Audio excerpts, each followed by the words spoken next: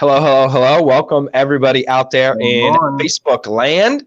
This is Judah Hoover and Josh Weidman. I'm trying to figure out what I want to do here with my phone and how I want to hold this so it doesn't clip off the top of my head, but I'm also still close enough to everybody.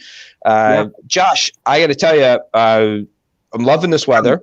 It was a little bit colder earlier this week, and I know that it's a boring conversation to discuss the weather, but today on November the 20th, it is nice, it is warm, it is sunny. Saturday is supposed to be nice, warm, and sunny. I'm going to go help my 92-year-old grandmother get some yard work done that just hasn't gotten done all year because of COVID and everything like that. There's a bunch of stuff, and that's going to be a gorgeous day. I don't know whether this global warming is caused by man or not. We can have that conversation another time, but I'm liking it. So whoever is doing global warming, thank you. Well, so, all right. Is this all that out of the ordinary? I mean, we had snow flurries 2 days ago. Right. This is the time of year when temperatures go up and down and everybody gets sick. Right.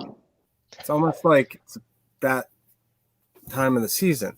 Right. So, anyway, Judah, how the heck are you? Can you believe that Thanksgiving is already next week? Extraordinary Give is in full swing here in central Pennsylvania.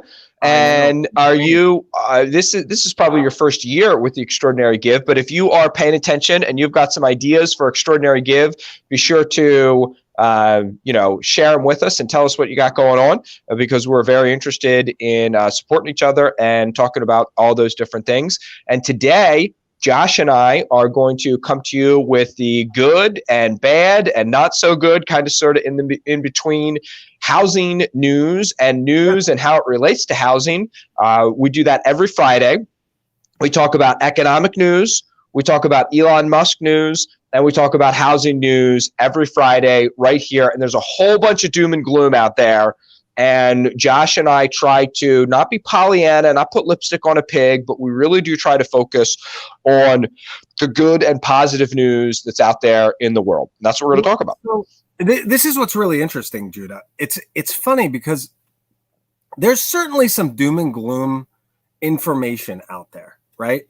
But when you put everything in you put all the pieces in the puzzle, by the time it's done, the picture is a lot more rosy, I think, in some aspects than a lot of people think. I mean, I think it's going to be awfully hard pretty soon to buy a decent house in a nice neighborhood as a starter home.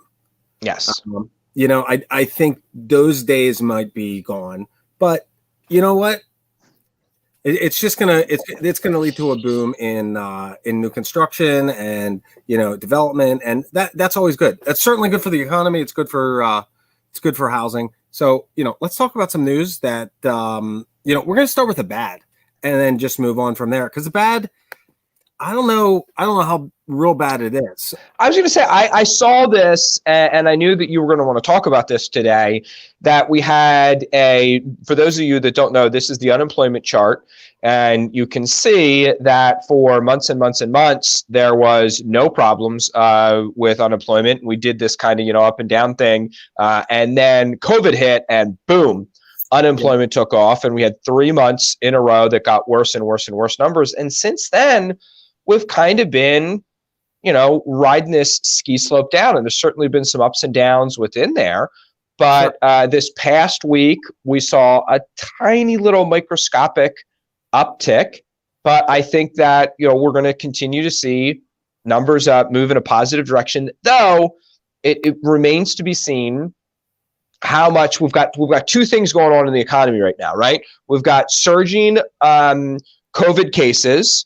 Right. And somewhat surging hospitalization and other things like that. We've got unexplained phones ringing in the background for unknown reasons. Guys, I'm sorry. I forgot to turn my ringer off. Go ahead. Keep going, Judah. Sorry. And then we also have so we've got COVID and are we going to have more shutdowns, and what does that mean, and what does that look like, and what are the economic fallouts of that going to be? Is it going to be as hard and strict and draconian of a shutdown this time around as well as it was last time? We don't know. We have to see that. And then the other thing that we're seeing is the the fall leads into winter, as sure as evening follows day. And what is the middle of winter is the holiday buying season.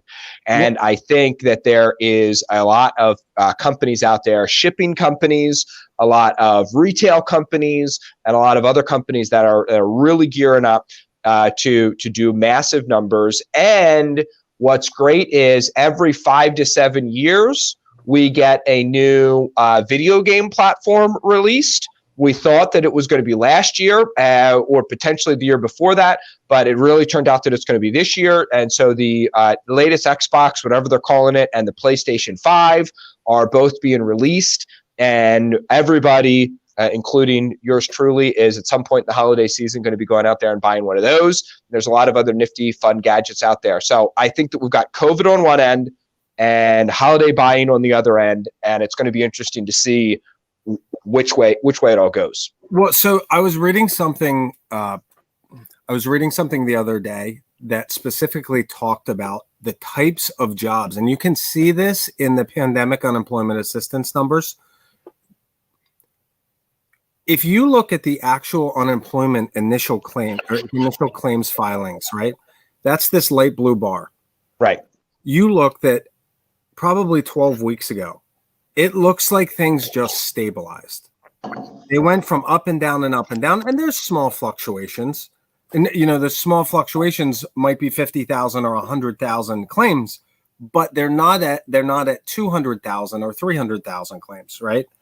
They're not at 2 million, 3 million claims. Right.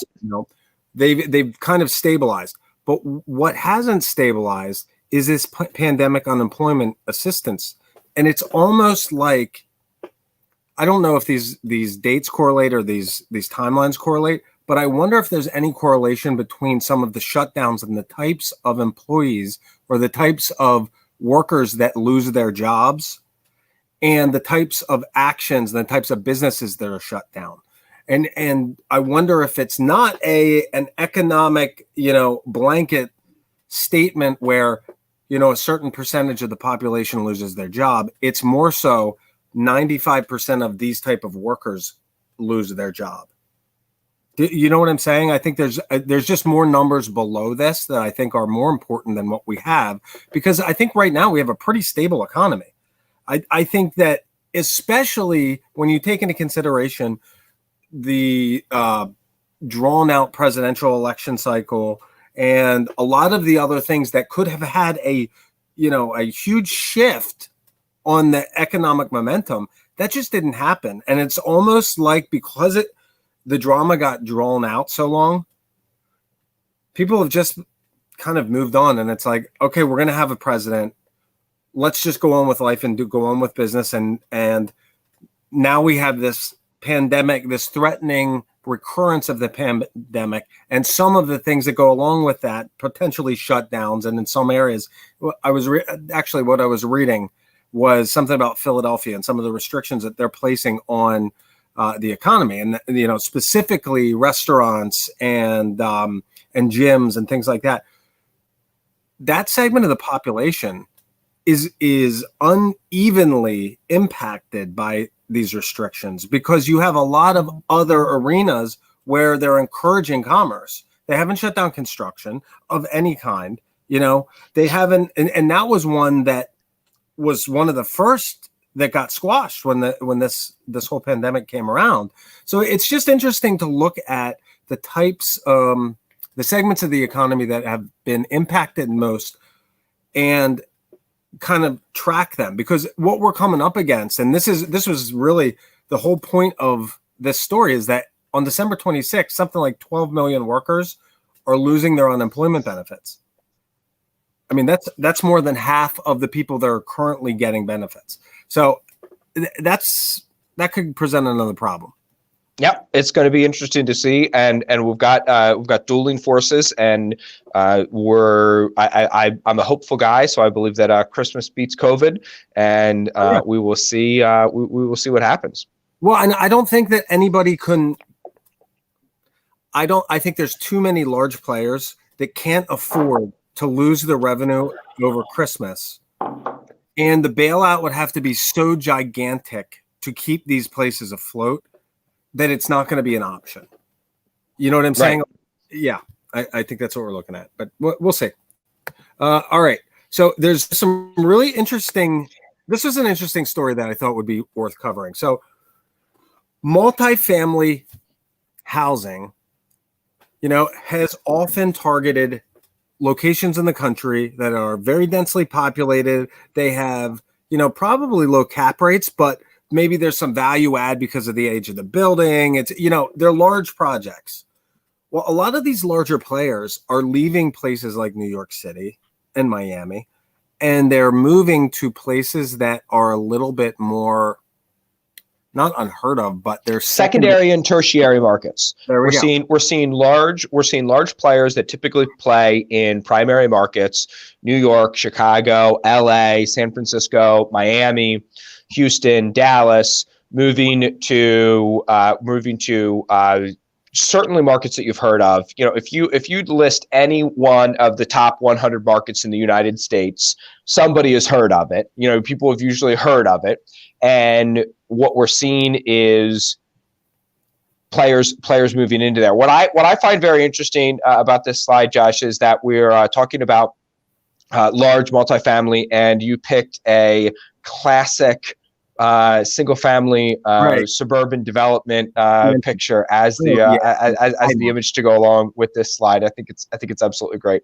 But yeah, and I think that a part of that is the decentralization that's happening because of people decentralizing the job force, that more people can work from home, and also the spike in crime, not just the looting, but all kinds of crime have spiked in cities. And well, Judah, you think about this. Okay, so these secondary and tertiary markets are often not slightly less expensive, but significantly less expensive than a primary market.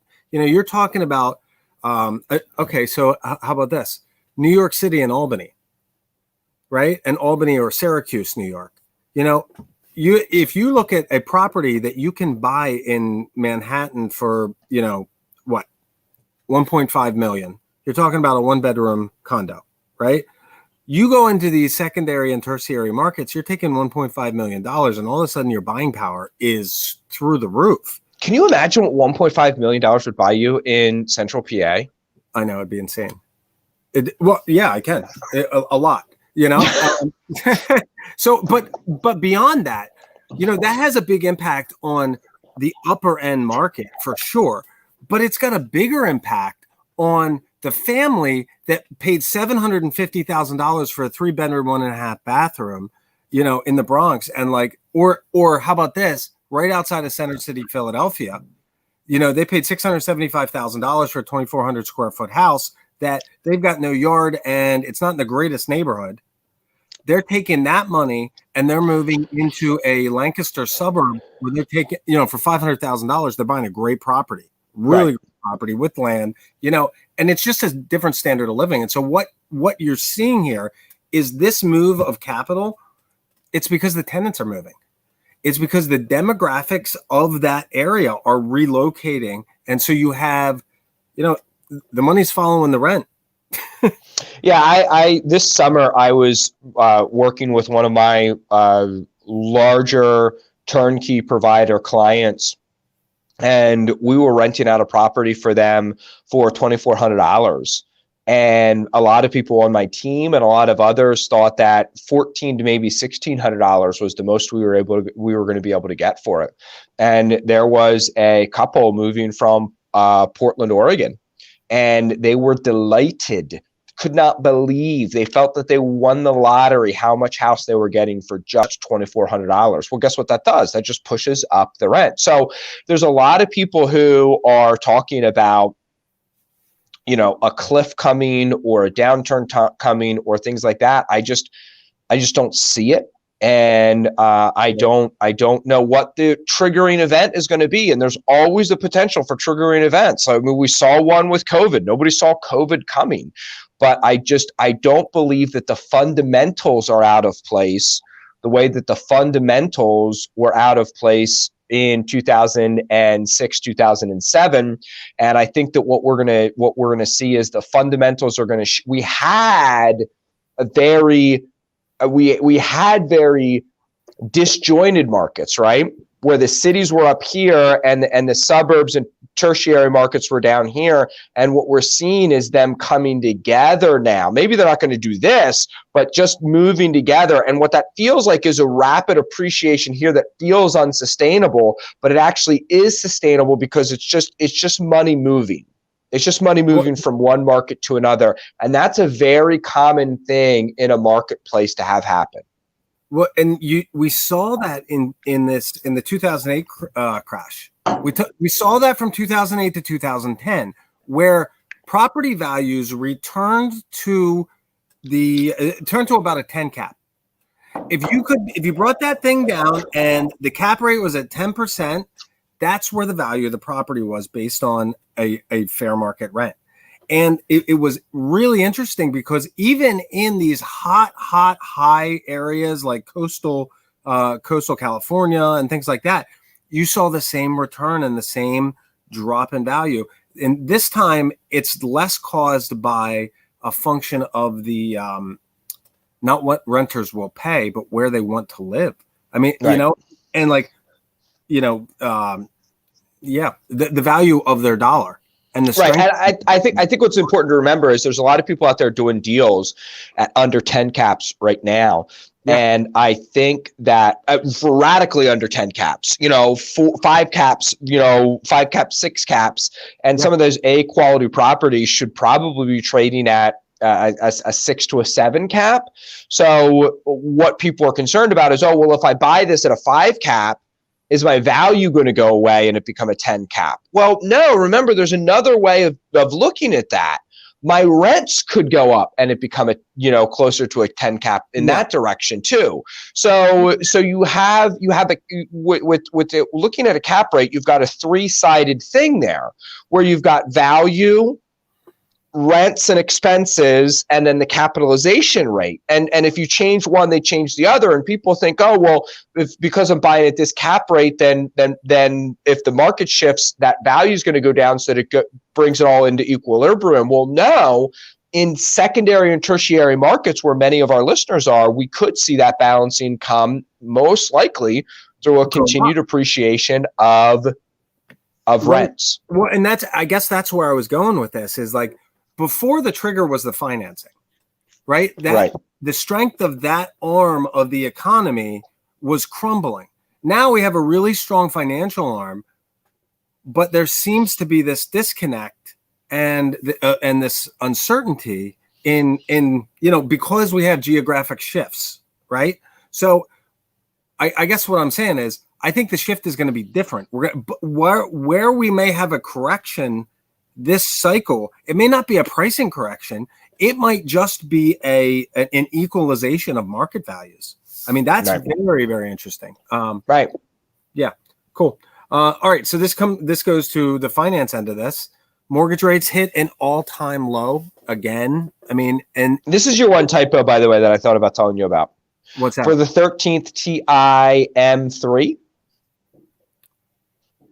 Dude, you missed 3 typos already. You're sitting down. Well, that is nobody who knows me doubts that statement. I probably did miss several typos in the slides up to this point. So Steve's not on the show today, or he would have had them all pointed out. Right. But okay, so you're right. Speak of the devil. Oh, he's here. Is he here? Right, that's awesome. I love that guy. That's great. That's great. All right, so the average, so we've hit the 13th time just in 2020 that we've hit record low interest rates. I remember when I had my mortgage company. Yeah. I remember saying that I was going to punch the first person who complained about a 6% interest rate. And that was 15, 16 years ago. Yeah. When interest rates were at 5 and they were maybe looking like they were going to go to 6. Because I even though I was fresh in the industry, I knew the history of what interest rates were, in the 80s and 90s and things like that. I remember my parents refinancing for an 8% and being super excited about it. I remember other people that are now in their 60s talking about when they were in their 30s and 40s refinancing down to 8 or down to 18% or down to 12%. So yeah, interest rates are just ridiculously low. The problem is there becomes a diminishing return, right? So it becomes harder and harder to keep on squashing interest rates and get them to go lower, and they also have a less and less of a factor in what they actually mean to your buying power, be it for commercial or your primary residence. But yeah, let's talk about, though, the difference between a 3% and a 6% interest rate loan is so significant. Right. I mean, you're talking about doubling your principal and interest payment every month. Right. As opposed to, right now, you're talking about essentially cutting half of the value out of a lot of properties in the market. If rates would return, that would be correct. A calamity. That would be a calamity. So there's certainly an interest, in the Fed and in stabilized economy here of making sure that these interest rates stay sustainably low, and when it's time to raise them, not to do so drastically. Because I think that's really the issue there, is like that drastic changes could be a calamity if it's a slow climb over a couple years. That's sustainable. Yeah, but again, interest rates are going to stay low because they need to create inflation. Creating inflation is the goal. We are well below the benchmark of 2% inflation, and we need to have 2% inflation for a whole bunch of reasons. And so even though I think that runaway inflation is a problem, even though I think, hyperinflation is definitely a problem, I think that, we're at a situation where we need more inflation than what we have. All right. So what did Ryan say here?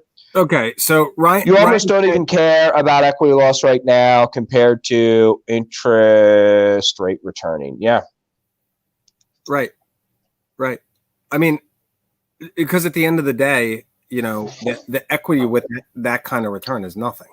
I mean, what Steve's saying here is China has a negative interest rate. I mean, that's something. That's really something. That's why I say people say how much lower can our rates go and everything like that. When you look at the U.S. in comparison to the world, our interest rates are very high. And when you look at what our Fed is doing to loosen monetary supply versus what other economies of the world are doing to continue to add fuel to the fire and loosen their monetary supply, the Fed is acting very restrained. So I had a conversation, it's funny. I had a conversation with my son this morning at breakfast, and he said, "Daddy, if you were alive in Benjamin Franklin's time, would you be a Federalist or an anti-Federalist and things like that?" And I said, listen, I wish government was a whole lot smaller, but I don't wish that there was no government. Like, government is important and government plays a role. Inflation is kind of the same way. I'm afraid of hyperinflation. Too much inflation is definitely a problem, but we also need inflation. Because of how we've decided to gear our economy and the way we've decided to build certain payments and certain debt structures and all other kinds of things like that, for certain actuarial tables and for a whole bunch of things to work out, as an economy, we need to be at about 2% inflation. And so could interest rates go up at some point? Yes. But you will see sustained stories about sustained higher inflation than what we're currently seeing before you see interest rates start to go up. Well, and Judah, the incentive right now to keep interest rates low is that we have this gigantic national debt, and if interest rates rise, that becomes unsustainable as well. We almost have to inflate and grow our way out of this situation. So right, we were in a similar situation under Carter and Reagan, and whether I'm not giving. I mean, I have a son named after Reagan, so I would love to give Reagan credit as much as possible, but I'm not in this instance. What got us out of the debt trouble that we were in because of that time was the invention of the computer and the mass production of the computer and the internet. We economically grew our way out of that, and under Clinton is when that happened, and Clinton took credit for it. I don't want to take credit from Clinton, and I don't necessarily want to give credit to Reagan. And partisans try to give one of those two people credit for it. It's not true. It actually belongs. The credit belongs to Microsoft and Bill Gates and IBM and Xerox and all those computer innovators that created a newer, better, more streamlined way of doing business, and we grew our way out of the debt problem that we were in. And certainly inflation came along with that. And what we need to do right now is grow our way out of our current debt problems. All right. Terry says, I don't understand why we need inflation. I thought inflation only deflates the dollar. All right. So that's true, Terry. But here's the thing. If there is, you get inflation when you have a flood of dollars into the economy, right? Right. When your dollar is in the spring, it's worth $1. In the fall, it's worth $1.25. What that causes people to do is buy $1 worth of goods in the spring. So the person selling you the goods is happy. Yeah. And that's what keeps the economic engine moving. Slow, minor inflation keeps a macro economy like we have in the US going. If we were to have deflation, Josh would say, oh, my dollar, excuse me, I said that backwards. You know, your dollar in the spring is only worth 75 cents in the fall, so you spend your money in the spring. If in the spring your dollar becomes worth $1.25 in the fall, you're going to say, hey, look at me, I don't have to do anything with my dollar. And all by itself, it's going to become worth more money. That's deflation. Deflation is when when over time your dollars buy more goods. And what that incentivizes everybody to do is not buy today because they can just buy tomorrow. What the economy needs to do is incentivize people to save, sure, but invest and work to earn more, not sit around and do nothing to earn more. Well, yeah, and it really is social engineering, because we're incentivizing a certain type of behavior. What do people do when they have money that is losing value over time? They want to put it in a vehicle that is going to allow it to gain value, whether that's the stock market, whether that's private investments, whether it's flipping houses or rental properties or whatever. Or the stock market or starting your own business or whatever. And you can like that. You cannot like that. You can think our economy should be set up differently than that. The bottom line is you're not going to change it. And that is the way the economy is set up right now. So we have to play the rules based on the game we're playing. And those are the rules of the game that we're currently playing. Well, and so this is an interesting comment by Ryan, because I've had these conspiracy thoughts before. He says, I'm 99% sure we have no intention of ever lowering our debt. We are just going to keep going until it breaks, kick the can down the road, generation by generation, hoping you don't get a left toe to the bank. Well, yeah, I mean, fiscal responsibility is, a funded debt is something that Hamilton actually wanted. And absorbing all the state debts is how he did that, and starting the first bank.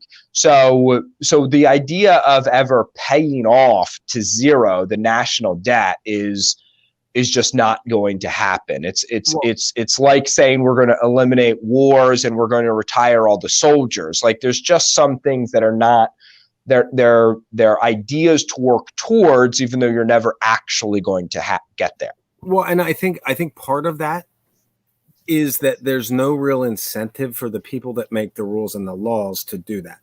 And because there's no incentive, and we're talking such gigantic numbers across the board that, people laugh at it. Oh, there's $1 million missing from this account. $1 million.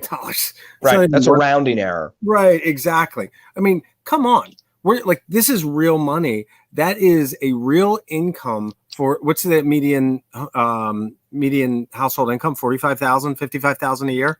Yeah, I think it's over 55 right now. Okay, so that's all right. So let's round it to 50. You're talking about 20 years for one household. That's right. A rounding error. You know, these are such big numbers that when you add an extra trillion or you add an extra billion, you know, that doesn't make sense to us. You know what I mean? There's no relation to it. And so as long as they can keep the ball going and kicking it down the road, and every once in a while we have these inflationary catch-ups, you know, where the numbers don't look so big. I think Ryan's probably right. We kicked the can for a while.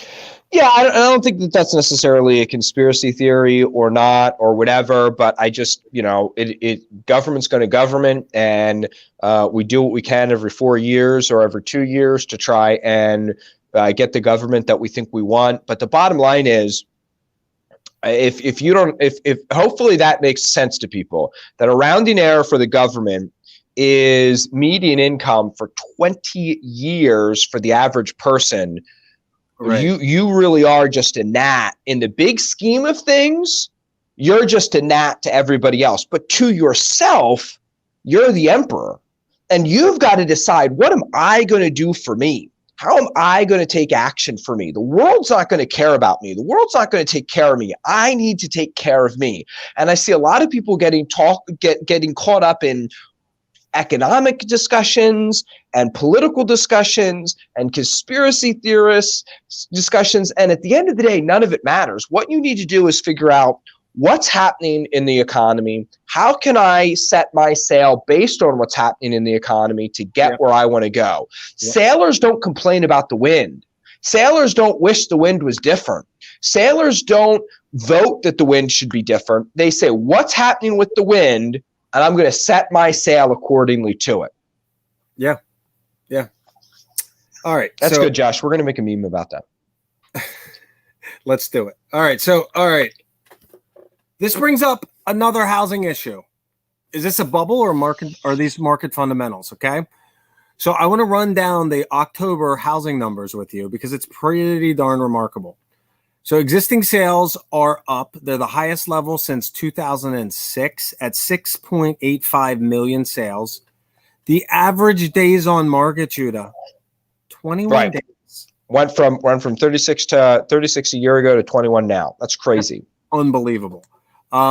Cash purchases are sustaining at about 19% of the housing market, which I thought was what's crazy about that is if you look at what, you know, cash purchases have always been about 10% of the marketplace. Mm-hmm. You know, if you were to go back and look like 15 years ago, the cash purchases would be like, yeah, well, of course, you know, 10% of the houses that sell out there, like the $25,000 house, you know, that somebody just pays cash for, the $30,000 house that somebody just pays cash for. No. 19% of the purchases out there are happening in cash, and over half of them are normal everyday houses that people are paying cash for. Right. I mean, it's something. I mean, I think that a lot of those cash purchases are probably people moving up, where, you know, they or downsizing, where they go from a 3,000 square foot house with now no kids, and they downsize into a, you know, a nice semi-detached condo situation. That would make a lot of sense too. Yep. So, you know, we've got a downsizing or an aging economy or aging demographic, I should say. All right. Correct. So sales volume is up 26.6% from 2019. I mean, up another quarter, 125% of what we did last year. And unsold inventory, again, all-time low, 2.5%. Down from 2.5 months of inventory, down from 3.9 month supply in October of 2019. Yeah, a lot of these numbers, they're not logarithmic, but it's like the same kind of principle applies. Like the amount of volume and the amount of healthiness and the amount of fire in an economy to take us from 3.9 to 3.8 or 3.7, like whatever amount of economic activity that is, it takes 10 times that to move us from 2.5 to 2.4. You know what I mean? Like especially since we hit the emergency brake right in the middle. Right. Like halfway through, we're just like speeding down the road going 75, and we pull the emergency brake on and have to go from a dead stop to restart. That's imagine what would have happened. Imagine what these numbers would look like if we didn't have a COVID shutdown. So there's a whole lot of great economic news out there, and there's a whole lot of amazing stuff happening in the economy. That's exactly right. So there are two concerns here. First is talk of a bubble. And we've discussed a lot of the issues that cause bubbles, and is this an inflated market, and why we don't believe it is. And if it's, if we're at a top, why it's going to be a slow decline instead of, jumping off a cliff like 2008, a couple of years ago. With that being said, excuse me, I don't think that there's anything that says that this is a bubble. And right. There's a lot of indicators that, like we just talked about, where we had the market stabilization in secondary and tertiary markets, housing affordability is going to become a real problem. I saw this in Philadelphia and a lot of markets where over the course of, over the course of 4 years, the average rent runs from $650 a month to $1,200 in the same neighborhood. That's really not a sustainable growth if you're used to paying $650 for the last, 20 years or something comparable. And so I think that lower end market that lower end tenant is going to have a hard time finding affordable housing anywhere. It's going to be a challenge. Yeah, completely agree. Next slide. All right. So the Fed the Fed cut their own lending power. They were granted some extreme powers, earlier this year, and they're going to expire on December 31st. They're not going to be extended. This decision, it may limit their ability to move quickly in the future, but I think this is a pretty good move by the Treasury Secretary. Yeah, and we'll have to see what the next president decides to do, if it's the next president or this president. And there are some people who, think that's still an open question. So it's, until inauguration day, there's going to be a whole lot of conversations about that. And, the autonomy of the Fed is certainly paramount to how our monetary system works. And well, so yeah, this story and the next story are kind of tied together in kind of tied to the presidential election. They remind me of an administration trying to put all its ducks in a row and close the books. I know we're running a little long today, but anyway, so the Fed, they're cutting off their powers. And the next story, FHFA is trying to cut Fannie and Freddie loose. They finally went through and set up their the final capital rules and basically the requirements for capital to be held by Fannie and Freddie, the type of loans that can be sent out, the type of risky loans as a percentage of the general portfolio, and a number of different items. Since the bailouts in 2008, FHFA, the Federal Housing Finance Agency. Thank you. They've been acting as a conservator. Right. They basically they've took over and managed these two quasi-private, quasi-government agencies. Right. And for the past 10 years, there's been calls for them to move back to fully private agencies where they work very closely with the Fed, just like a bank. The Fed is oftentimes seen as an arm of the government, and banks are members of the Fed. And so even our local banks Utilities are another thing like this. That, is it a private entity or is it a government entity, and how does it all work and things like that. So what's happening here is there's been pushes to more privatize these entities, and the FHA, Fannie Mae and Freddie Mac, the two kind of channels where all these loans get bought and sold through.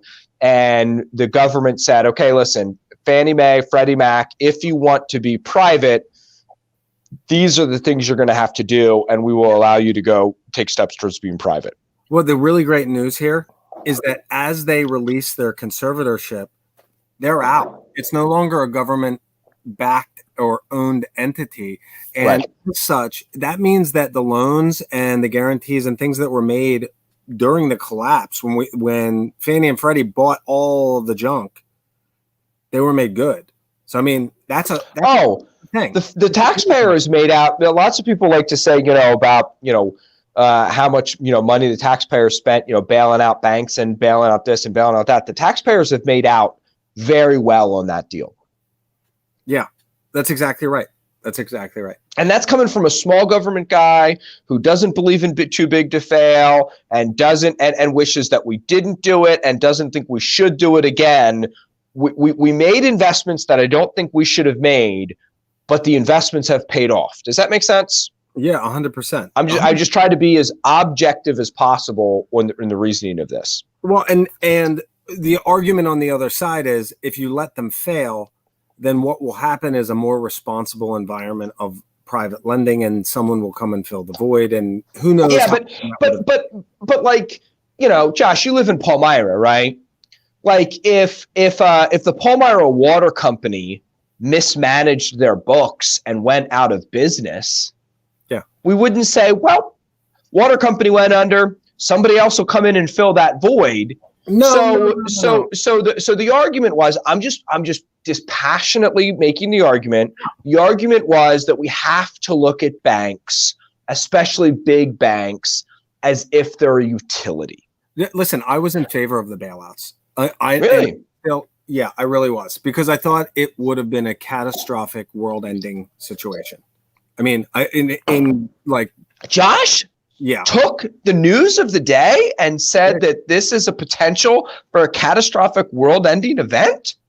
Are you serious? I am shocked. The banks going under? I am shocked that Josh, the sarcasm is, you think a hangnail is a catastrophic, world-ending event. Oh my God. It's supposed to rain on Sunday. Well, that's it. The economy is going to collapse. Everything is going under. Dogs and cats living together. Total bedlam. I know. What can I say? Look. All right, let's get to Man Crush Friday. Let's go. All I can say is my man just keeps bringing it. Keeps on bringing the hits. I mean, even with the negative news on Consumer Reports on Tesla, he just kind of like shrugs it off. And what's the negative news on Tesla? Yeah, they got downgraded. They're at the bottom of the heap now on performance, and really. Listen, everybody's got hate. Haters gonna hate. What are you gonna do? Right. But all right. So this is what's really cool. Elon Musk on Wednesday was being interviewed about something. He always wants to talk to the guy. But they were talking about terraforming Mars, right? And how they're just going to drop 10,000 nukes, and once the nuclear winter falls out, it'll have an atmosphere of its own. Yeah, well, that makes sense. I mean, we've got that in the Russian stockpiles, from the U.S. and Russia disarmed. So we've got it. That you would mention that, because they had a deal even prior to SpaceX. Prior to starting SpaceX, Musk approached the Russian government about buying these missiles. Yeah, you saw this interview too, and he was like, one of his guys is coming to him. He's like, "Hey, I got a former Russian guy on the phone, and he wants to discuss how much, because you want to do SpaceX, and we're talking about how much it's going to cost to buy an ICBM." Yeah, and Elon Musk is like, I'm just a private citizen and somehow I'm in conversations for what the price is to buy an ICBM. How can this even be reality? That's exactly right, dude. It's hilarious. It's insane. But $21 million. Right. I mean, seems like a lot, but he's got the dough. Anyway, the cool thing though is that the idea is that by 2026, they're going to be sending the first crewed spaceship on a mission to Mars, with the idea that they're going to set up these glass domes on the excuse me, these glass domes for immediate habitation, and kind of live in like the geodome. Right. I mean, Steve, I don't know why you are being so negative about maintenance when it comes to communist regimes, as being something universal all across the world. Since our glorious revolution, maintenance is no longer a problem, and people who love the state love the implements of the state and taking care of them. And if this hate speech keeps up, Steve, we're going to have to send you to a camp where we will just educate you on how great the state is and how great the state is on maintaining things. That's exactly right. If you want to see a local example of our best local maintenance, you can check out San Francisco. I mean, they have really, with very, very low cost, cleaned up that city from the dump that it once was to really a nice place to live. Yeah. Anyway. Government does wonderful at a lot of things. Here's the thing. If I can, because I'm a self-professed Mars nerd, we're not going to drop a bunch of nukes on Mars, but there are a number of things that they think over 100-year horizon timeline that they could create a sustainable atmosphere on Mars. The problem is Mars doesn't have an ionosphere the way Earth does, and because there's no magnetosphere and therefore no ionosphere with Mars, we've got to constantly be creating an atmosphere, or the solar winds will just blow it away. Okay. All right, and that's Nerd Talk Friday for you, dude. That was great. All right, that's it. We got our Man Crush Friday in.